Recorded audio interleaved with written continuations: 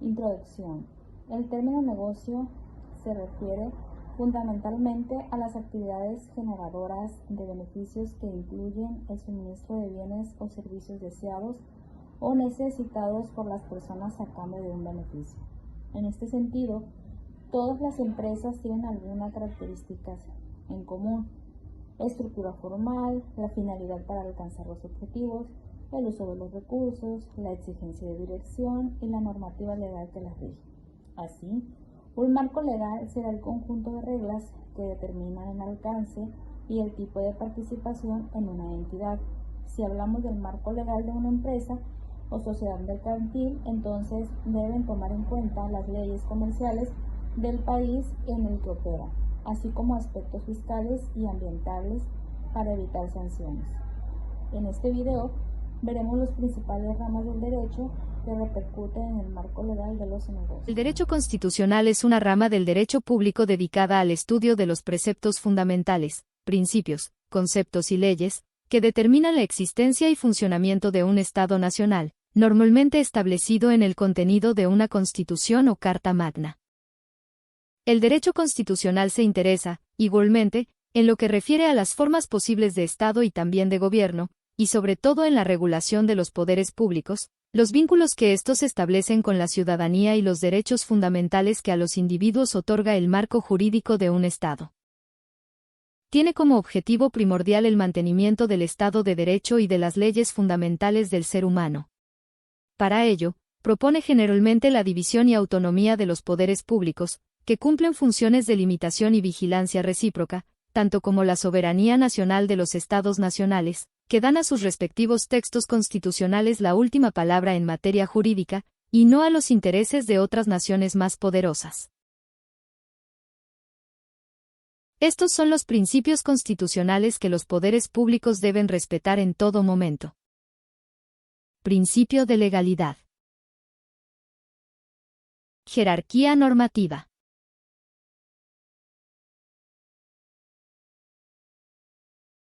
Publicidad de las normas.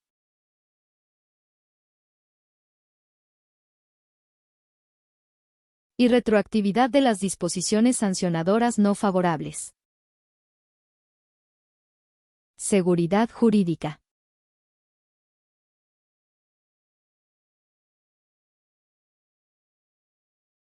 El derecho mercantil o derecho comercial es una rama particular del derecho privado, que norma y acompaña las dinámicas de intercambio de bienes y servicios, es decir, los actos comerciales contemplados en la ley, así como las implicaciones jurídicas que se desprendan de ellos.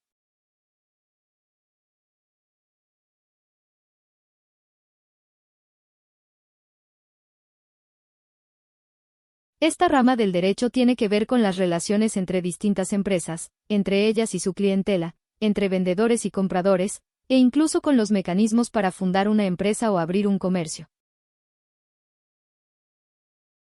Es un derecho profesional. Es individualista.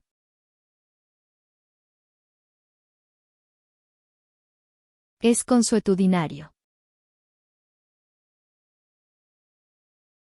Es progresivo. Es global o internacionalizado.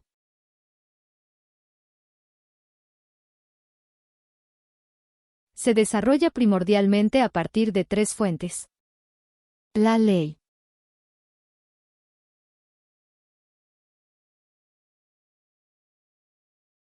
La costumbre.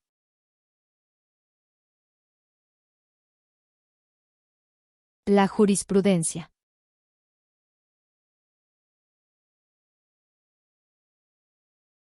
El derecho mercantil se subdivide en las siguientes ramas. Derecho bancario. Derecho concursal. Derecho contractual. Derecho societario. Derecho de propiedad industrial. Derecho cambiario. Derecho marítimo. El derecho mercantil es una rama clave del ejercicio jurídico para perseguir la justicia y la equidad económica, y combatir la corrupción y el delito económico, al poner reglas claras y normativas para todo acto comercial.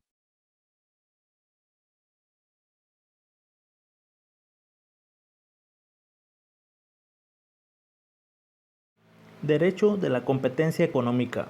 El derecho de la competencia económica es una rama del derecho económico que adquiere cada vez más importancia en la vida económica de posglobalización. El buen funcionamiento de los mercados como bien jurídico protegido apunta no solo a que los agentes económicos compitan, sino a que compartan los segmentos de mercados para beneficio de los consumidores y como factor de crecimiento económico del país.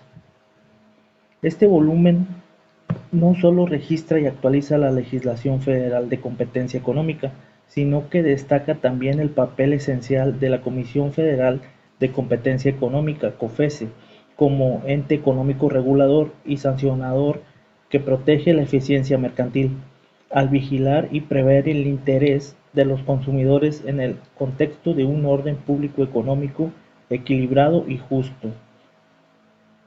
Así, libre competencia, concurrencia y libre comercio son conceptos indisolubles que evitan monopolios, concentraciones y conclusiones, especialmente en las economías abiertas de mercados e inversiones en la región latinoamericana. Conforme la Ley de México hace énfasis que la competencia económica permite un contexto en donde los entes encargados de ofrecer productos o servicios contiendan entre sí con la finalidad de que obtengan más beneficios y que se materialicen e ingresen clientes.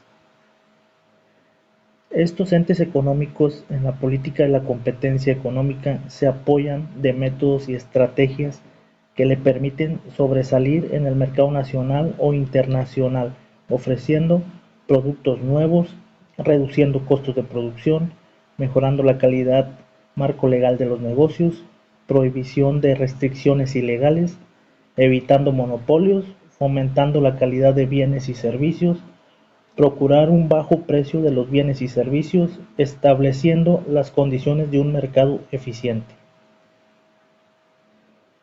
Entonces, mediante la competencia económica se logra fomentar la competitividad, la inversión y al mismo tiempo el crecimiento económico de otra forma. Mediante la política de competencia se procura evitar aquellas acciones contrarias al libre mercado, como los monopolios que alimentan la falta de competitividad. Derecho de la competencia económica. El derecho de la competencia es responsable de la regularización del comercio, por lo que procura promover la competencia en un mercado. El origen de esta rama del derecho lo ubicamos en los Estados Unidos con el objetivo de evitar que varias empresas responsables de producir un mismo servicio o producto se llegaran a unificar y de esta forma evitar la falta de competencia. Por tanto, el objetivo del derecho de la competencia económica es la de garantizar una competencia justa e igualitaria entre las empresas existentes. La historia de la competencia económica en México se remonta con la Constitución de 1917, al ser contemplado en el artículo 28 constitucional y en prohibir la formación de monopolios. La ley responsable de regular dicho artículo se llamó Ley Reglamentaria Artículo 28 Constitucional, pero durante varias décadas no existió un organismo como tal responsable, sino hasta en 1992 al expedirse la Ley Federal de Competencia Económica.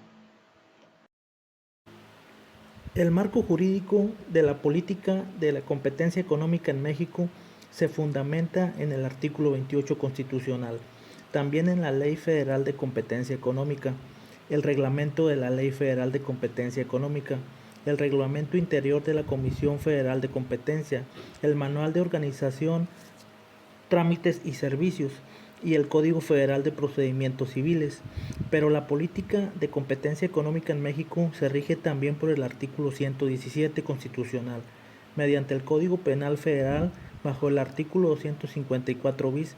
De esta forma es como se regula la competencia económica en México. Derecho civil. El derecho civil es una rama del derecho dedicada al estudio y la regulación de los distintos aspectos de la vida civil de las personas, es decir, de sus derechos reales. Ejemplos: propiedad y posesión, obligaciones contractuales, relaciones familiares, como lo son el matrimonio, la patria potestad, etc., sucesión y estado civil. Se trata de un conjunto de normas jurídicas que regulan la vida patrimonial de las personas, considerándolas en su singularidad e individualidad, y no como una generalidad. Dichas relaciones patrimoniales pueden ser públicas o privadas, físicas o jurídicas, y se encuentran siempre bajo la protección del ordenamiento jurídico del Estado. El derecho civil puede ser considerado como una forma de derecho privado, dado que regula las relaciones entre las personas, al margen de lo público.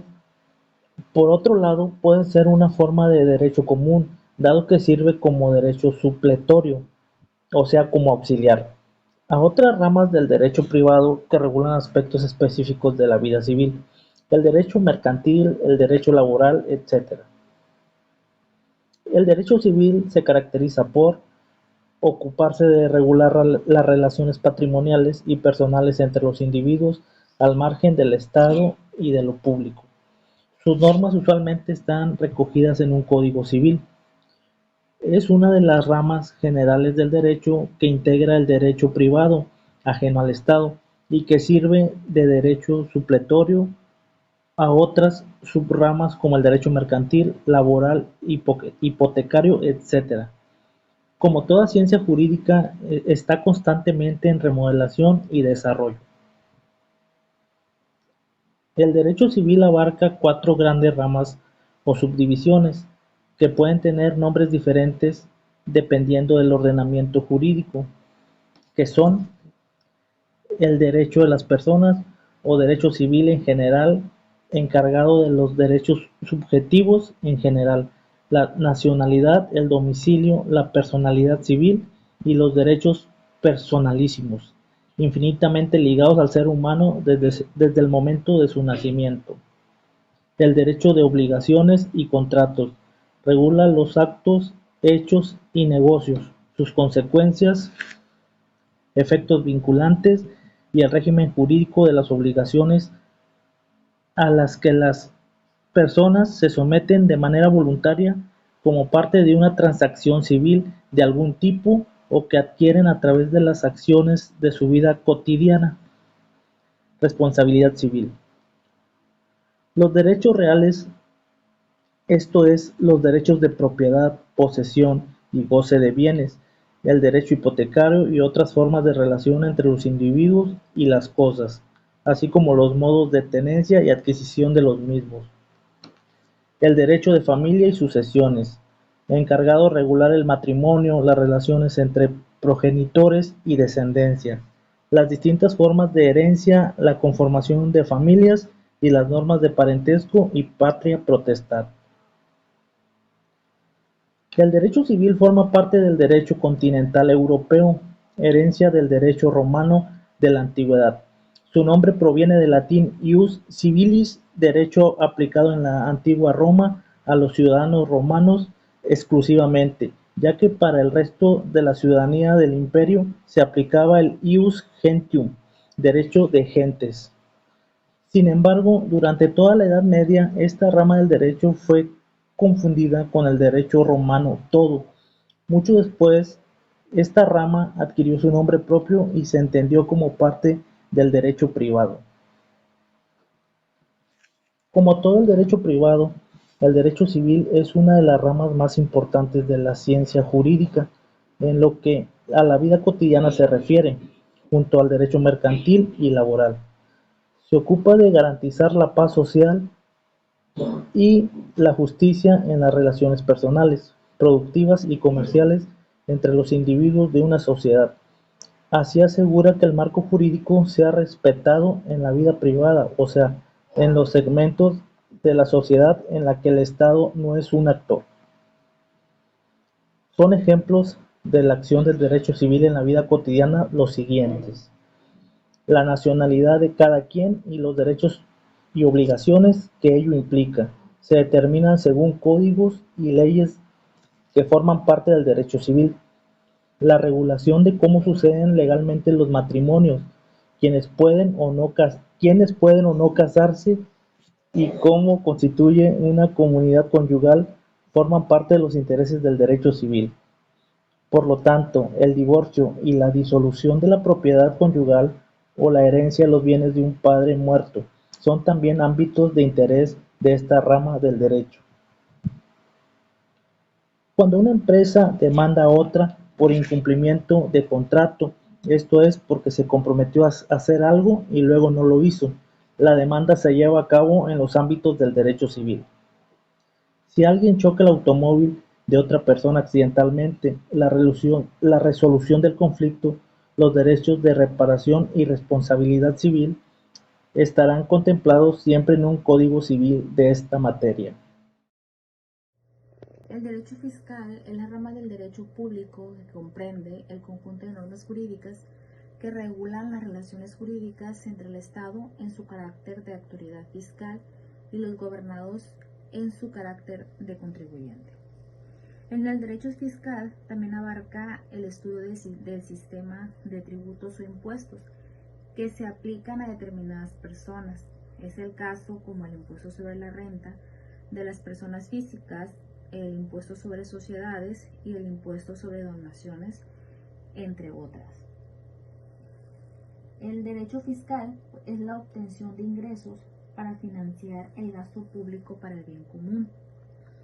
Esto quiere decir que cuando un individuo o una persona pagan sus impuestos, están aportando a su comunidad y por lo tanto al suyo propio. Todas las personas nos enfrentamos diariamente al derecho fiscal, ya que todos somos ciudadanos que tenemos el derecho y el deber de contribuir con las cargas del Estado. En el artículo 31, en su fracción 4 de la Constitución Política de los Estados Unidos Mexicanos, esta se refiere a la obligación que tienen los mexicanos de contribuir a los gastos públicos tanto de la Federación como de los estados y de los municipios, que se resida de la manera proporcional y equitativa que dispongan las leyes. Los orígenes del derecho fiscal tienen sus antecedentes en Francia a fines del siglo XIX, época en que dominaban las ideas liberales, además de representar el tributo, la asignación y distribución del gasto público, resaltando el aspecto individualista del derecho mismo que toma México para gestionar el proceso de implementación del derecho fiscal a nuestro país. Normalmente se entiende al derecho fiscal como derecho tributario, pero sí existen diferencias. El derecho tributario está enfocado en regular los tributos impuestos a los contribuyentes y el derecho fiscal regula todos los ingresos del Estado. Las ramas del derecho fiscal contamos con 6. La primera de ellas, el derecho fiscal material. Esta se encarga de definir los conceptos como contribuciones, las obligaciones de pago y excepciones. Asimismo, investiga cómo nace una obligación tributaria y cómo se extingue. El derecho fiscal no formal, este se encarga de qué pasos se deben de seguir para que un sujeto realice una contribución, la determinación de los tributos, la fiscalización y las investigaciones necesarias para detectar a evasores de impuestos. El derecho constitucional tributario, este se ocupa de la coordinación y la delimitación de la tributación entre los 3 órdenes del gobierno, que son el federal, el estatal y el municipal. El derecho procesal fiscal se encarga de las regulaciones que pueden existir entre el fisco y los contribuyentes. Se acude a ella en la aplicación de sanciones y los procedimientos que alguien debe de seguir para solicitar al fisco la devolución de cantidades indebidamente pagadas, entre otros. Tenemos el derecho penal tributario. Este es todo aquello a lo que tiene que ver con las infracciones tributarias y las sanciones aplicadas en cada caso. El derecho fiscal internacional, la finalidad de este es evitar problemas de doble imposición y la evasión internacional de impuestos a través de paraísos fiscales y otros métodos. Las características del derecho fiscal es que forma parte del derecho público, especialmente del derecho financiero. Determina los ingresos para cubrir el presupuesto de egresos de la Federación, así como también de los estados y de los municipios. Cuenta con normas imperativas, quiere decir que no hay ninguna posibilidad de no acatar las normas. Está basada en una obligación, vigila el cumplimiento de las obligaciones fiscales a cargo de los contribuyentes. El México debe de cumplir con los principios básicos, los cuales son la equidad, la proporcionalidad y la legalidad tributaria, así como de los contribuyentes que no cumplan con sus obligaciones tributarias, pues se les establecerán sanciones y multas. El derecho fiscal y sus relaciones tributarias tienen una serie de responsabilidades y derechos para todas sus partes. Aquí el Estado únicamente está en condiciones de exigir el pago de impuestos cuando las leyes lo autorizan, y el ciudadano solo tiene la obligación de pagar aquellos impuestos que se encuentran establecidos en la ley. Contamos con dos sujetos, el activo, que este es el Estado, y el pasivo, que viene siendo la persona física o jurídica que está en el rol de contribuyente. Para finalizar, ¿cuál es la importancia del derecho fiscal en México? Dice que es fundamental para el sistema de gobierno porque brinda legalidades que se exhiben en forma de impuestos. Esta rama del derecho otorga protección individual y comercial al contribuyente, según sea el caso. Las leyes tributarias se encargan de que los impuestos se recauden dentro de los límites de las normas impositivas vigentes. Pues con lo anterior no debería de existir algún tipo de preferencia sobre los individuos o empresas al momento de recaudar impuestos, ya que el derecho fiscal pues apoya a disminuir el error para una persona o una empresa al declarar impuestos, porque las leyes determinan que se tributa, cómo se pagan las cuotas y hasta qué punto deben pagarse. La ley tributaria es bastante precisa. Antes que nada me presento, mi nombre es Leonardo Daniel Olvera Laredo y los temas que me tocaron desarrollar sobre el video son los derechos de la propiedad intelectual y los derechos de los contratos.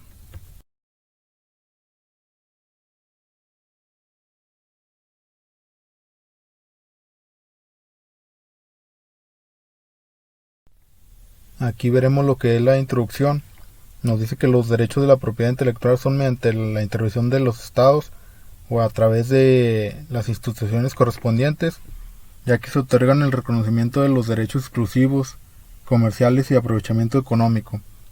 Como también nos dice que los contratos surgieron como un modo más sencillo y práctico de resolver las controversias, ya que definen desde un principio cuáles son los derechos y obligaciones de los interesados al establecer un acuerdo.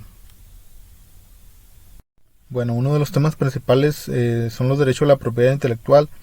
Aquí nos dice que actualmente se muestra un mayor interés de impulsar y promover las actividades inventivas, dado un mayor difusión como por ejemplo vemos a los derechos de la propiedad intelectual, a los beneficios y seguridad jurídica de la propiedad intelectual, ya que nos otorga a los diversos sectores productivos, como también vemos que la competencia económica, los intereses y la necesidad de los consumidores. Aquí vemos que la propiedad intelectual es proteger a través de las propiedades industriales y los derechos de autor.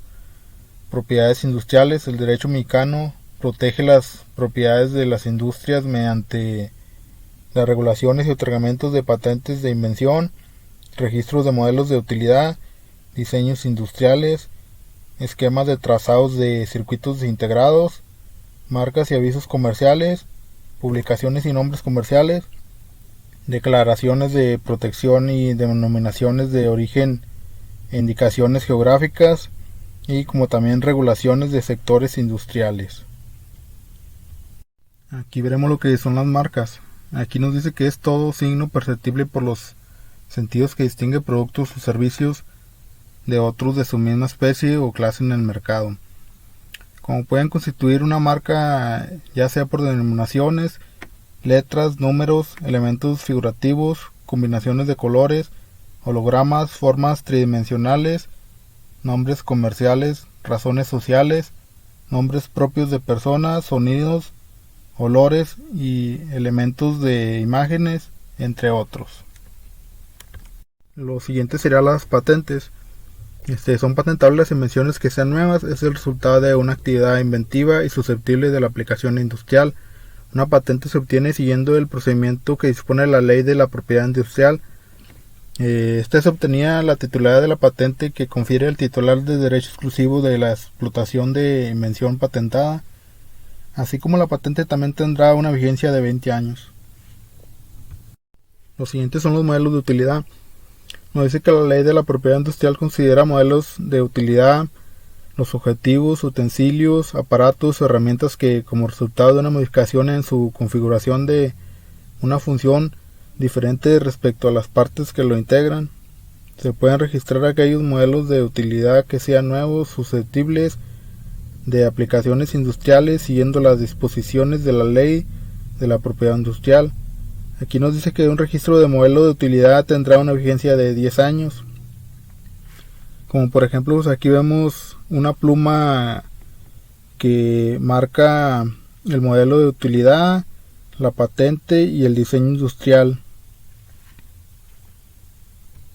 Los siguientes son los diseños industriales. Son aquí unos diseños que sean creaciones independientes y difieren en grado significativo de diseños conocidos. Estos diseños comprenden a los dibujos industriales.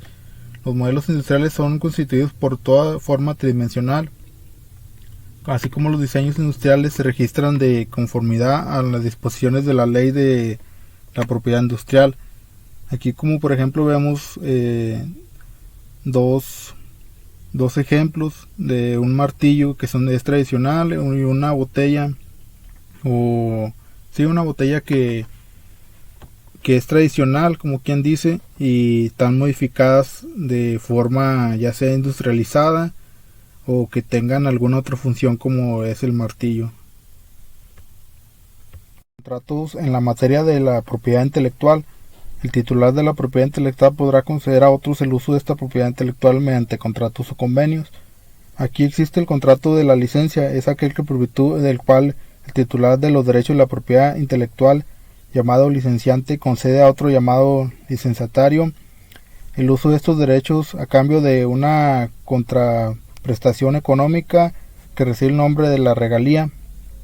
El siguiente es el contrato de la franquicia, es aquel que por virtud del cual el titular de la marca llamado franquiciante transmite a cambio de una remuneración económica conocimientos técnicos proporcionados por asistencia técnica a otras personas denominadas franquiciatarios. El convenio de confidencialidad es aquel que por virtud de la cual la persona tiene acceso a la información confidencial o a secretos industriales o comerciales, se compromete a mantener esta información reservada y a utilizarla únicamente y exclusivamente para los fines de los cuales le fue proporcionada. Delitos en la materia de la propiedad industrial. La ley de la propiedad industrial prevé determinadas conductas y omisiones como constitutivas de delitos y establece la sanción que habrá de aplicarse a esto, como por ejemplo donde se puede aplicar la sanción es en la falsificación de las marcas protegidas y con fines de especulación comercial, en la producción, almacenamiento, en el transporte, introducción al país de materia prima de manera ilegal, en la distribución o venta y con fines de especulación comercial. El siguiente tema es el derecho a los contratos. Nos dice que los derechos de los contratos se refiere al conjunto de normas que regulan los derechos y obligaciones que nacen por la celebración de un contrato. Así como un contrato puede ser definido como un acto privado que dos o más personas pueden llevar a cabo y que de ahí surgen los derechos y obligaciones para ellos. El derecho a los contratos es una parte de los derechos civiles, como tal sus normas se encuentran en el Código Civil. Un contrato implica una obligación, pero no siempre una obligación implica un contrato. A grandes rasgos, el derecho de los contratos regulan lo que vienen siendo los elementos esenciales de los contratos, la preparación y la perfección de los contratos, la interpretación y eficacia de los contratos, las formas de extinción de los contratos, y como también la regulación específica llamada de los contratos típicos, como es el contrato de la compraventa, arrendamiento, prestaciones de servicios y entre otros. Es recomendable que tengamos conocimiento de ciertas nociones básicas sobre el derecho de los contratos, ya que se debe tener en cuenta que el derecho a los contratos es una práctica que debe ser justificada, así como el derecho a los contratos involucran el uso de coacción estatal en contra de los contratantes incumplidores, ya que requieren que las instituciones financiadas públicamente y los órganos jurisdiccionales resuelvan disputas entre contratantes. Ya como conclusión, en lo personal, pienso que las propiedades intelectuales las intervienen a través de instituciones correspondientes, ya que son derechos legales que protegen la creación resultante de la actividad intelectual en los campos industriales, científicos, literarios o artísticos. Aquí incluyen lo que es la patente de derecho de autor, las marcas, secretos de los comerciales. Estos habilitan al titular para evitar cualquier persona tenga acceso o haga mal uso de su propiedad sin su consentimiento. Los derechos de los contratos son normas que regulan los derechos y las obligaciones de los contratos, así que pueden ser definidos como un acto privado de una o más personas, es decir, legalmente por relación jurídica y se respetan todos los acuerdos que se establecen, y en caso de que no se respeten se pueden haber sanciones. Y ya sería todo de mi parte. Muchas gracias por su atención.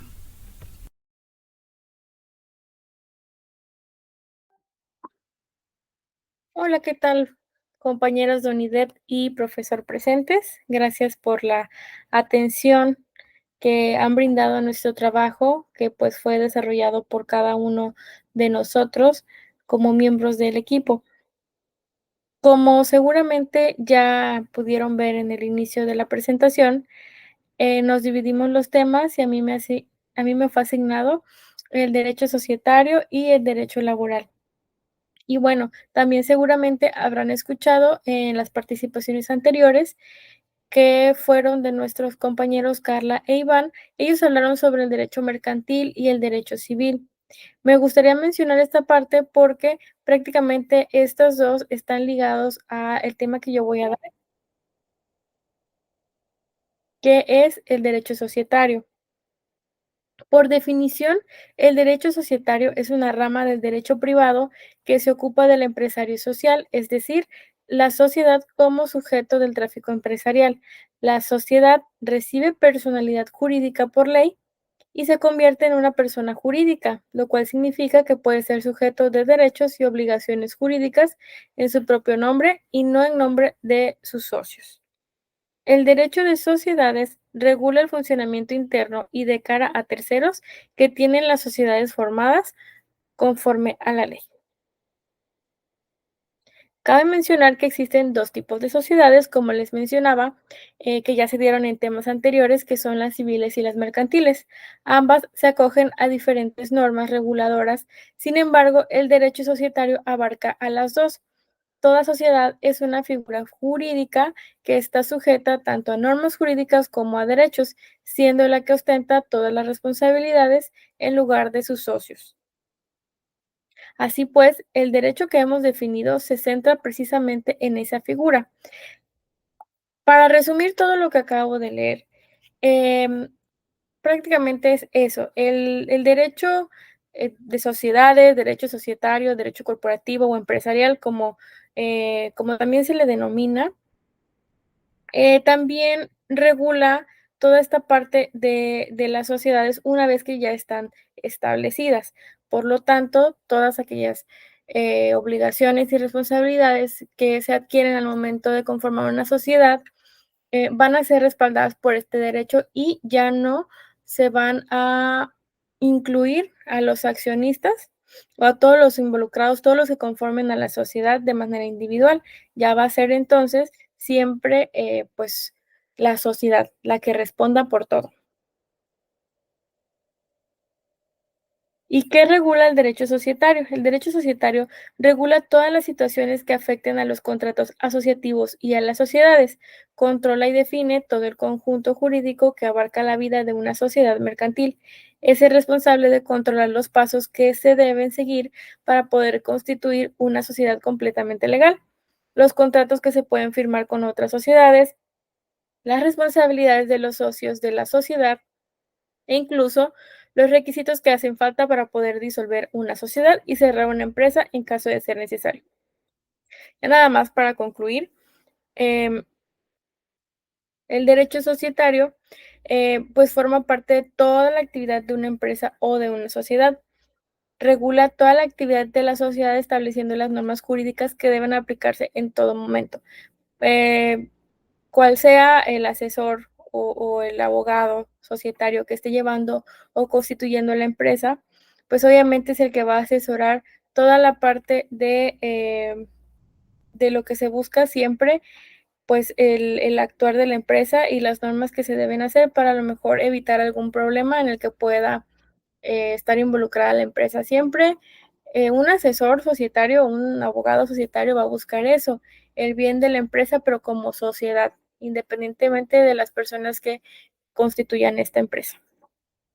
Y bueno, un tema que también es muy interesante, pero también es muy extenso, es el derecho laboral o el derecho de trabajo. Es el conjunto de normas que regulan la relación entre los trabajadores y el patrón o empresario. Este conjunto de leyes aborda aspectos fundamentales de la relación laboral, por ejemplo, el contrato de trabajo, los límites de jornada laboral, la protección de la salud, el salario, los días de descanso, las vacaciones o el despido. Como bien saben, a partir de 2019 a la fecha ha habido cerca de 30 reformas laborales. Todas estas reformas pues han sido con la intención de mejorar las condiciones para los trabajadores, ¿no? Por ejemplo, por mencionarles algunas, pues la reducción de la jornada semanal, que va a ser a 40 horas, ese todavía está en proceso, pero se busca seguir ampliando las reformas. Las que ya están aplicadas, pues fueron las de los días de vacaciones, que estábamos de 7 días, brincamos a 12 días de vacaciones desde el primer año. Se busca también el aumento de aguinaldo de 15 a 30 días, que se está ya por proponerse por aprobarse, perdón. El tema de la ley Silla también reconoce que también pues el derecho debe aplicarse para quienes laboran de pie. También la ampliación de las licencias de paternidad y pues bueno, todas las reglas que tienen que ver con combatir la violencia dentro de los centros de trabajo. Las características del derecho laboral realmente las resumí para no poner como tanto texto dentro de las diapositivas. Pues bueno, el derecho laboral tiene las características de ser dinámico, de ser social, expansivo, autónomo y específico. ¿A qué nos referimos con dinámico? Quiere decir que está en constante evolución de acuerdo a los procesos socioeconómicos que vive cada país. Quiere decir que es social, que apunta a representar el interés general, pero también es un derecho profesional porque se ocupa de las personas que ejercen alguna profesión o trabajo.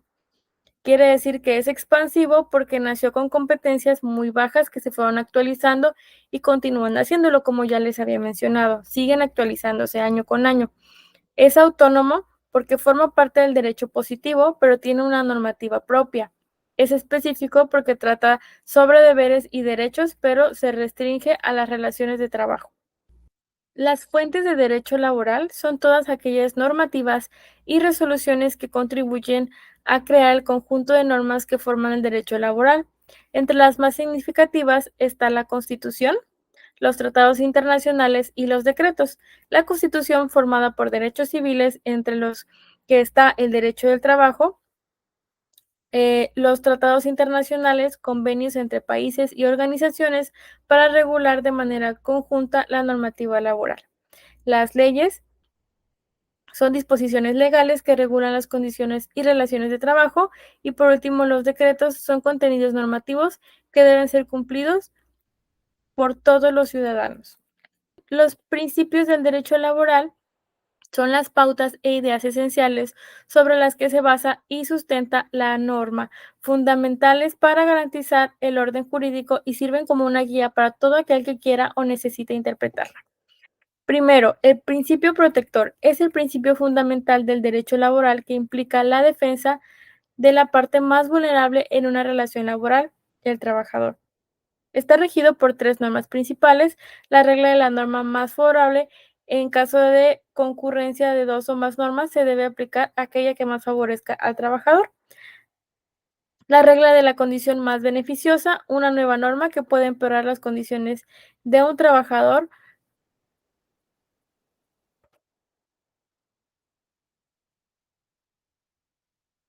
El principio de irrenunciabilidad de derechos implica que ningún trabajador puede renunciar a los derechos básicos laborales como descanso y vacaciones pagadas, organización sindical libre, acceso a condiciones de trabajo dignas, entre otros.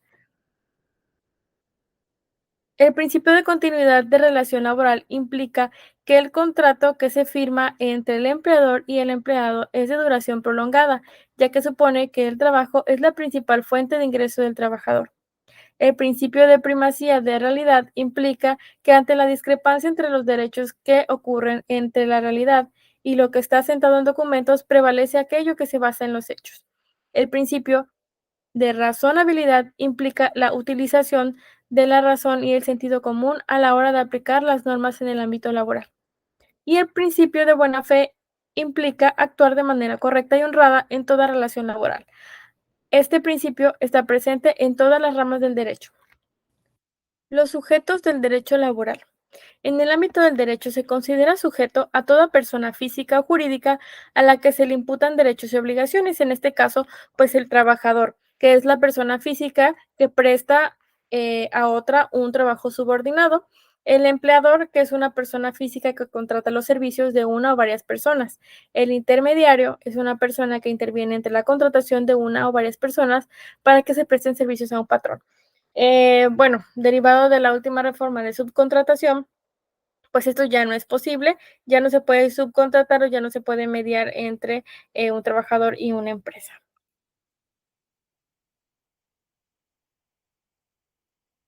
La empresa, que es una entidad económica que produce o distribuye bienes o servicios. El sindicato, asociación integrada por trabajadores para la defensa de sus derechos. Y bueno, hablamos sobre las partes del contrato de trabajo. El contrato es el acuerdo que se da entre el trabajador y su empleador y se detalla en un documento legal. En el contrato, el trabajador se compromete a realizar un trabajo a cambio de una remuneración. Un contrato debe ser individual cuando se establece entre un trabajador y un patrón, o colectivo cuando las condiciones del contrato se negocian entre una agrupación de trabajadores o un sindicato y un empleador. Los contratos de trabajo pueden incluir los siguientes elementos. La remuneración se refiere al pago que se recibe el colaborador, obviamente tiene que tener una periodicidad. La jornada laboral se refiere a la cantidad de horas en que se elaborará. En la mayoría de los países se estableció una jornada máxima de 8 horas diarias. Las vacaciones se refiere a una cantidad de días al año en los que los empleados no irán a trabajar, pero no dejarán de recibir su paga. Las condiciones de trabajo se refieren a algunos requerimientos básicos que debe tener todo entorno laboral: ambiente saludable, herramientas de trabajo, control de los factores de riesgo. Me gustaría concluir este tema de derecho laboral con una frase que encontré dentro de la página oficial de la Comisión Nacional de los Derechos Humanos, que dice así: los derechos laborales son derechos humanos y son indispensables para asegurar el crecimiento económico con el progreso social. Las voces que claman por el respeto de estos derechos deben contar. El 28 de agosto de 1931 se promulgó en México la primera Ley Federal de Trabajo. Y bueno, en cuanto a los temas de derecho laboral y derecho societario, sería todo. Ya solamente pasaré a la conclusión general, que es de todos los temas que abordamos. Y bien, en conclusión, según lo visto en nuestro recorrido por las siguientes ramas de diferentes ramas del derecho y aspectos que de alguna u otra forma coinciden en las actividades empresariales y también las regulan, se pueden concluir que para estructurar el marco legal de una empresa se deben tomar en cuenta las leyes comerciales de la región o del país en el que se opera, así como los aspectos fiscales y ambientales. Es un hecho que cuando no se tiene claro qué son los marcos normativos ni cómo se aplican al momento de hacer algún acuerdo de carácter comercial o con fines de lucro, las empresas pueden incurrir en faltas legales. Lo mejor es evitar sanciones que, ya sea por desconocimiento o simplemente por malos manejos, se puedan dar y repercutir de manera trascendental en los negocios. Y bien, eso ha sido todo por parte de nuestro proyecto. Agradecemos muchísimo la atención prestada.